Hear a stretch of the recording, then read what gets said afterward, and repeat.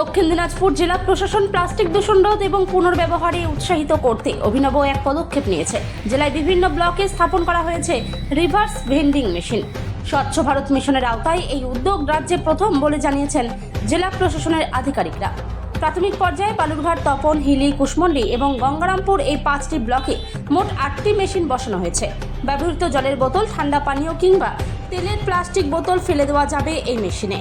বোতল ফেললে ব্যবহারকারীকে তার মোবাইল নম্বর দিতে বলা হবে। তারপর মেশিনের স্ক্রিনে ভেসে উঠবে স্থানীয় কিছু রেস্তোরাঁ, ডায়াগনস্টিক সেন্টার এবং শপিং মলের নাম।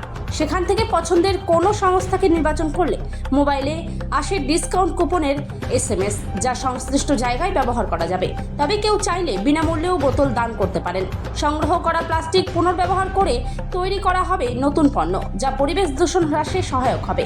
জেলা প্রশাসনের তরফ থেকে জানানো হয়েছে, এই প্রকল্পের উদ্দেশ্য হলো নাগরিকদের প্লাস্টিক বোতল রিসাইকেলে উৎসাহ দেওয়া এবং বেসরকারি সংস্থাগুলোকেও সংযুক্ত করা। প্রাথমিকভাবে 8টি মেশিন বসানো হয়েছে। ভবিষ্যতে আরও এরকম মেশিন বসানোর পরিকল্পনা রয়েছে। বালুরঘাটের পরিবেশপ্রেমী সংগঠনগুলি এই উদ্যোগকে স্বাগত জানিয়েছে। তারা কি বললেন শুনে নেব। প্রথমে তো বলি, খরচার ব্যাপারে আমরা বলতে পারবো না, কারণ এরা আমাদেরকে জেলা পরিষদ থেকে দিয়েছে। এই মেশিনটা বসানোর উদ্দেশ্যই হলো প্লাস্টিক মুক্ত প্রতিরাম গ্রাম পঞ্চায়েত গড়া।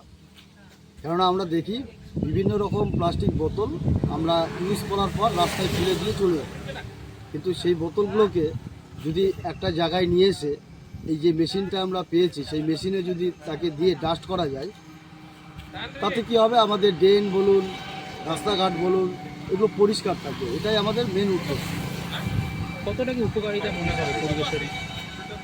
অনেকটাই, বহু উপকার হবে এটা যদি আমরা ঠিকভাবে প্রচার করতে পারি। আমরা এখনও প্রচার শুরু করিনি, কারণ আমরা এটা দিয়ে মাইকও দেবো আমরা প্রতিরাম আমার অঞ্চলে, যাতে মানুষ ওইখানে এসে বোতলটাকে, মানে এটা তো ক্যাশার মেশিন এক কথায়, যে ডাস্ট হবে ওইখানে ডাস্ট হবে। এবং আমি যেটা একটা ভিডিও আমি পেয়েছি, এর উপকারিতা দেখলাম আর কি।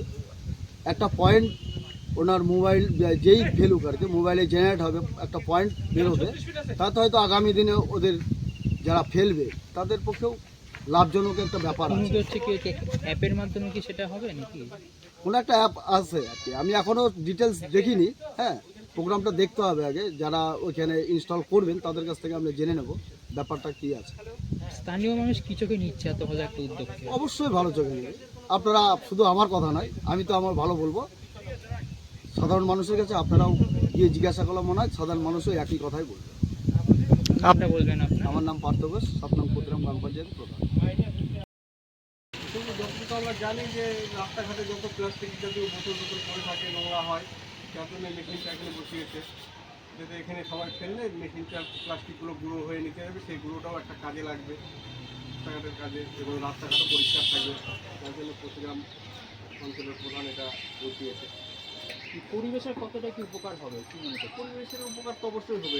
সব বোতল যেখানে সেখানে ফেলে তারা, এবং সেখানে বোতলটা ফেললে সেখান থেকে একটা, যারা ফেলবে তাদের কাছে একটা কমিশনও যাবে, যে যতটা বোতল ফেলবে তার উপরে একটা কমিশন পাবে। তারা মোবাইল নাম্বার দিয়ে মেসেজ আসবে। কতটা ভালো উদ্যোগ? এটা তো একটা ভালোই উদ্যোগ। প্লাস্টিক জাতীয় জিনিস নোংরা কম হবে, ততটা রাস্তাঘাট পরিষ্কার থাকবে, এটা তো একটা ভালো উদ্যোগ।